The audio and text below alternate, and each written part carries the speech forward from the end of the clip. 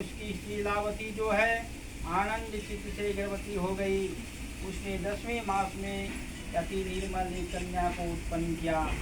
कन्या जो है वह इस तरह बड़े होने लगी जैसे शुक्ल पक्ष की चंद्रमा की ज्योति बढ़ने लगी। उसी तरह प्रतिदिन कन्या वृद्धि को प्राप्त हुई और अपनी स्त्री के साथ साधु बनिए ने कन्या का जात कर्म कर कलावती नाम रखा। एक दिन लावती अपने स्वामी से मधुर वचन बोलती है कि हे स्वामी, आपने जो पहले संकल्पित जो किया था कि हमारे घर में कोई संतान होगा तो मैं भगवान की पूजन को करेंगे, लेकिन पुत्री तो हो गई, भगवान की पूजन तो कीजिए।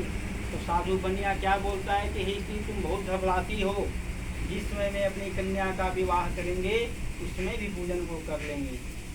भगवान सत्यनारायण जो हैं अंतर्यामी हैं, वह कहते हैं अच्छा देखते हैं कि जब तुम अपनी कन्या का विवाह करेंगे उसमें तुम पूजा करता है कि नहीं। तुमने बोला कि हमारे घर में कोई संतान होगा तो मैं पूजन को करेंगे, लेकिन तुम्हारे घर में पुत्री का जन्म हुआ। अब बोल रहा है कि जब मैं पुत्री का विवाह करेंगे उसमें पूजन को कर लेंगे। भगवान की माया से उस कन्या को ब्राह्मणों द्वारा नामांकन कराने के बाद उस कन्या का नाम कलावती रखा जाता है। वह भगवान जो हैं उनको दिनों दिन जो है विवाह के लायक वह कर देते हैं, बड़ी सियानी कर देते हैं। तब वह कुछ दिनों के बाद साधु बनिया जब अपने घर आता है तो देखता है कि हमारी कन्या जो है विवाह करने लायक हो गई है। तब अपने दूत को बुला करके, अपने दोस्त यार को बुला करके वह कहते हैं वो बनिया कि जाओ ऐसे सुंदर नगर में जाओ कि जहाँ एक बनिए पुत्र को घर लेकर के आओ, जिससे मैं अपनी कन्या का विवाह कर देंगे। वह जो है दूत लोग उनके वचन को सुनकर कंचन कलकत्ता नामक नगर में जाते हैं। वहाँ एक बनिए पुत्र को लेकर के घर आते हैं और घर आकर के उस कन्या का विवाह हो जाता है, लेकिन विवाह के समय भी उस व्रत को साधु जो है करना भूल जाता है। तब भगवान कहते हैं कि अरे मूर्ख, इस दुनिया में ठगने के लिए तुमको कोई नहीं मिला है, हम ही मिले।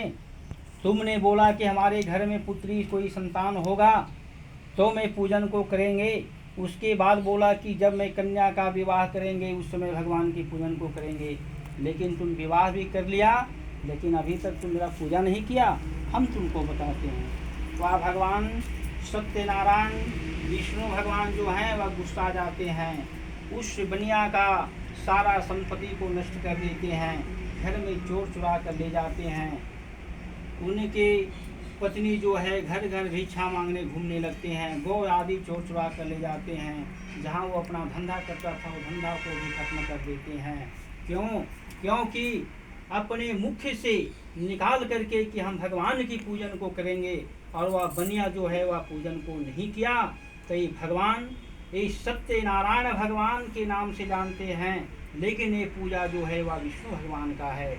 इसलिए सत्यनारायण भगवान कहते हैं कि विष्णु भगवान जो है मनोवांछित फल को देने वाले हैं, सत्य लोक को पहुंचाने वाले हैं, सत्य वचन को बोलने वाले हैं, सत्य चरण को करने वाले हैं। इसलिए इनका नाम जो है सत्यनारायण भगवान है।